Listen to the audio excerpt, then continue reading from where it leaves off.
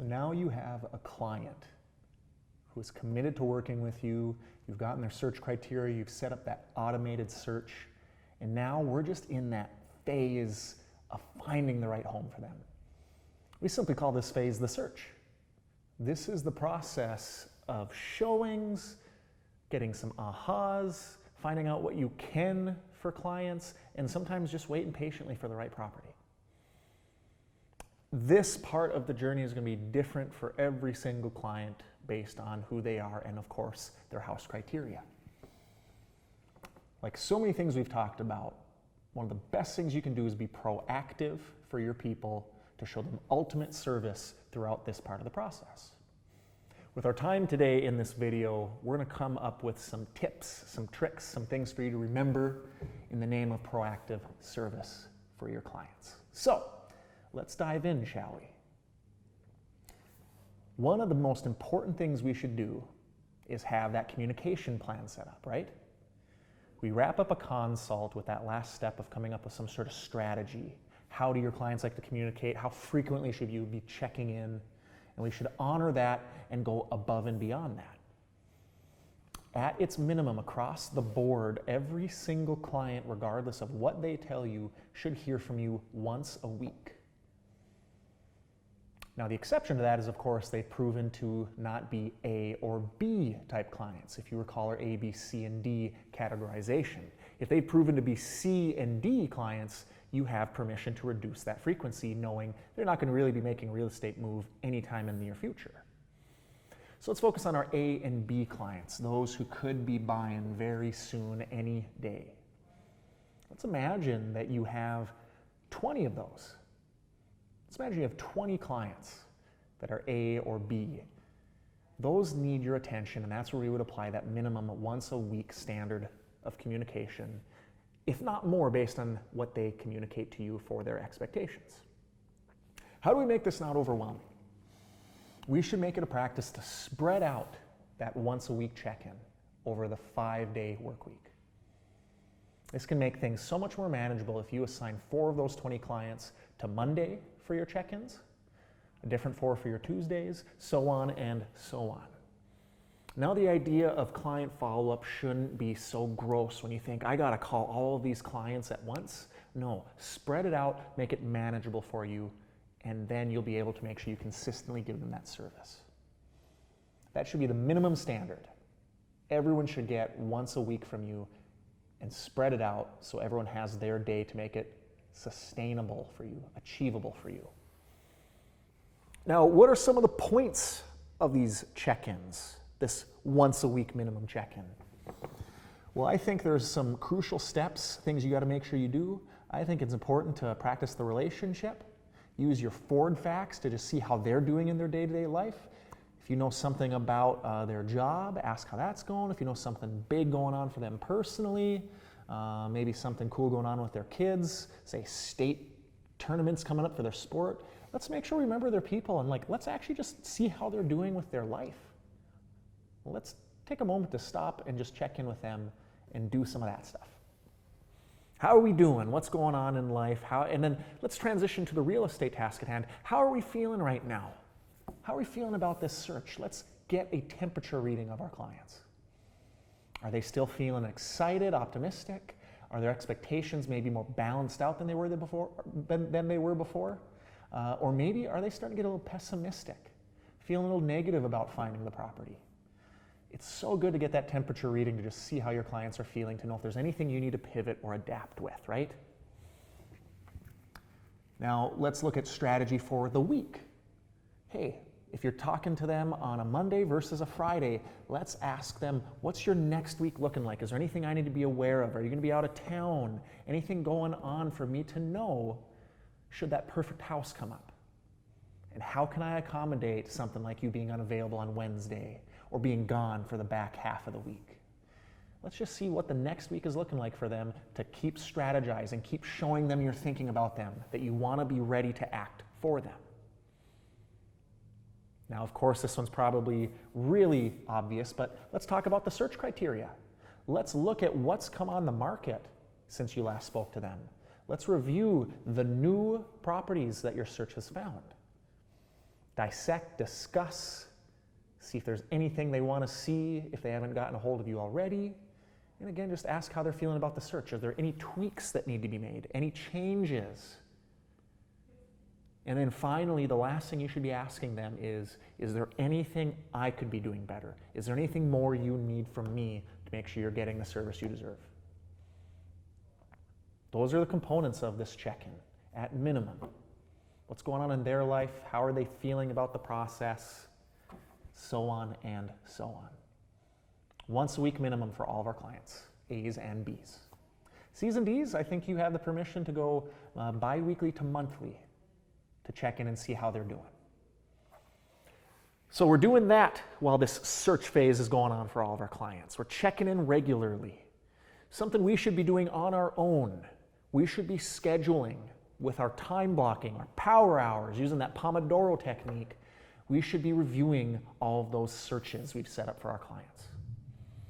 If we have a focused, consistent time throughout every day of the week, maybe 25, 30 minutes, we should be able to go into the multiple listing service. Let's click on all of the searches. Let's just make sure we're aware of what new properties have arrived. There's the word, arrived. Let's be proactive. There's that magic word again. Let's text our clients when we see something new. Let's not just wait for them. Sure, they're going to reach out to us first sometimes. That's great. But let's also show them, hey, this just came on the market and I saw that. What do you think? Again, how can we demonstrate to them that we are actively serving them? We can only do that if we time block some MLS search review time. So we should be building that into our day-to-day life. Let's keep looking at the searches, not just letting them automatically send to our clients and waiting to hear back from them. That's the typical realtor, is you set the search and you forget it, and you let the client do all the searching, and you let the client reach out to you. There's something to be desired there for proactive service that could impress your clients. So we got the check-in to see how they're doing. We got time blocking to make sure we're paying attention to the searches proactively. Again, proactive count, how many times can I use that word? Must be really important. Now we have the actual showings themselves. We have a request to see some properties. We sent them some properties. They say, yeah, let's do it. Let's see them. Here's some tips and tricks for showing properties. If you haven't seen it already, make sure you're aware of where in your multiple listing service you can find the showing instructions. How do you set up a showing for your properties you want to see? Every property can be different as far as how you're supposed to arrange the showing. So make sure you know where to look for in that. Hopefully the MLS practice has made you aware of that. If not, make sure you pause this video and track that down in the MLS. So you should know how to schedule the showing. You should make sure that you schedule it with enough time for the owners of the property to get out. By that I mean, don't expect to be able to set up a showing an hour before your client's requested time. Make sure they understand we need to give the homeowners a healthy amount of heads up. Probably 3 to 4 hours minimum is a good policy, unless your market says otherwise. So we should make sure we put confirmed showings in our calendar to avoid conflicts. You might have another client reach out to you and you impulsively say, absolutely, we can make that time work, forgetting you've already scheduled a showing at the exact same time they're requesting. Now you have a messy conflict. So anytime you get showings, put it in your calendar to help yourself stay organized. Now, as far as showing that house, make sure you're doing your homework. Stop, review the information, get familiar. You're not required to remember all of it, but have a broad idea of what's going on with the house. Don't walk in completely blind. Now, of course, you're going to print out that information or have it on your phone to refer back to, but try and be a little educated. Don't completely be walking into the house and having to look down at your sheet for every single fact, not even remembering how many bedrooms are in it. Do a little bit of homework ahead of time. Now, as far as your style of how you show houses, some people wonder what's the best way. There really is no right or wrong. Some people feel like they need to lead a client through the house. Some feel like they need to let the client march through the house and they'll follow. I don't think you have to worry about that so much. Just be ready to answer any questions they have and be an extra pair of eyes pointing out things for them. Be a watchdog. Be looking for any issues, any red flags. Make them aware of those things. Don't worry about how you proceed through the house. Now, when you wrap up a showing, it's obviously important to make sure you have all the lights off, that you left it in the right condition. Let's not make it dirty. Let's not let kids make a mess and not clean up after them. Let's make sure the house is in the condition we found it in. Let's make sure all the lights are off if they are off. And let's make sure we double check that all the doors are locked. Now, outside of that house, it's always good to have a debriefing with your clients. What did you think of the house? Tell me the pros and cons. And one of the greatest questions we can ask our clients is, was there any ahas we discovered about our search in general? Anything we learned from looking at this house? What are we doing with that? Well, can we come to a conclusion about a search and get more specific about it? Maybe your clients were open to all styles, but after seeing a couple of two-story homes, they realize they really don't like that. That's not for them. What will you do to make sure, concretely, that you look them in the eye and say, what have we learned? It sounds like you don't like two stories. With your permission, can we narrow the search and eliminate two stories from it? If you can get that agreement, we're getting progress. Maybe it's price related. Maybe they like the idea of houses listed at $400,000, but after seeing a few, thinking about the monthly payments, they've realized, ooh, that's really, really cutting it thin as far as their lifestyle, how they'd want to live. So can you have that debriefing moment to say, you know, I'm noticing this. Have we discovered that this price range is just a little too much? Can we look at houses a little bit lower? This progress, the sense of moving forward, can be really good for momentum. So wrap up with an aha conversation. Now, once you get back from a showing, go to that CRM, update your notes, track the history of the showings you're doing for someone, make sure that's documented, and always have that task scheduled to remind yourself to do it the next time. Leave that log of all the properties you've shown. Leave a log of the changes you made to the search, of the ahas your clients have made. Help yourself remember the journey you're going on with your clients to keep serving them. Use that CRM effectively and regularly. And lastly, here's something to consider. You maybe have been showing a client a ton of houses, and you feel like you're just stuck in the mud, you're not getting anywhere. Might even feel like you have this search criteria and now your clients have totally deviated from what they said they wanted. It is okay to have a reconsult. When you feel like you're stuck in the mud with a client, when you feel like you're not getting any progress, one of the most healthy things you could say is, hey, let's reconnect here. Maybe it's right after a showing, maybe it's getting coffee or lunch, but it's saying, how are we doing? Let's review where we're at right now. And if I can be honest, because you gave me permission to not sugarcoat things, I feel like our search is no longer reflecting what you're looking for. Let's talk about that. Can you do the reconsult to recalibrate your relationship with your client and get back on track? That's the goal of the reconsult mindset. Again, people are okay with this idea if you present it at the consult. When you talk about communication strategies, this is something you could bring up. Hey, by the way, I've had clients in the past who say there's something they want and it starts to evolve, and then we have this issue because I'm looking for one thing and what they're looking for is completely different.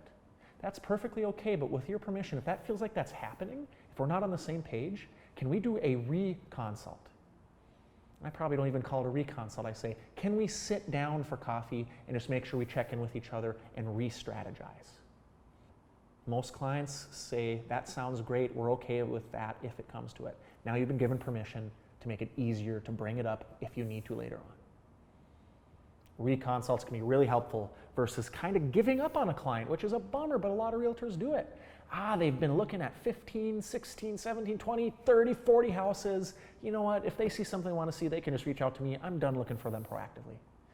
That is a path towards disaster, to a client not feeling like you prioritize them or care about them, and that's when A's and B's become C's or D's. They stop communicating with you and they fall through the cracks. Let's not let that happen. Let's practice the reconsult mindset. Final tip. As far as the showings go, as far as working with clients go, be prepared to adapt how this looks based on their disc profile. Think about it. What an evening of showings looks like will be different with a D versus an I versus an S versus a C. Ds may show up to the house in the driveway. They may look at it and say, nope, not for me. On to the next house. And now you realize, oh my gosh, I scheduled 30 to 45 minutes to see this house and now we're already done with it. Well, shoot, the next house isn't going to be ready. How can we proactively be prepared for that? How can we set expectations with our clients to say, by the way, I've allocated 30 minutes of time and the next house won't be available until, let's say 6 is our first showing, it won't be available till 6:30, just FYI for you. If we get done early, I just want you to understand that we might have to wait a little bit. Is that okay with you?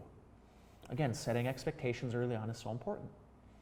You might have a high I who just talks your ear off in a house and they haven't really even looked at the house, and next thing you know, you've scheduled 30 minutes to see the house and you've been in there for 45, 50 minutes, and the next house takes 20 minutes to get to, and now you're running behind on your schedule. You might have a high C client. If you know you're showing houses to a high C, double down on your homework. Be prepared to have all the information you can to give it to them right then and there at the house. So many things to keep in mind as far as how you customize your showing experience based on who the clients are, and using DISC to guide you. So use the DISC to your advantage and make sure you mitigate any headaches you might run into otherwise. There's some tips and tricks for you, some good practices, ways to serve clients effectively during this search phase. Reflect on your notes, rewatch this video again, just like you might have to do for a bunch of videos. A lot of good nuggets here to make sure the service continues after they've committed to working with you. Don't be the average realtor and cease quality communication once someone is committed to you. Continue that ultimate service when they've committed to you and beyond.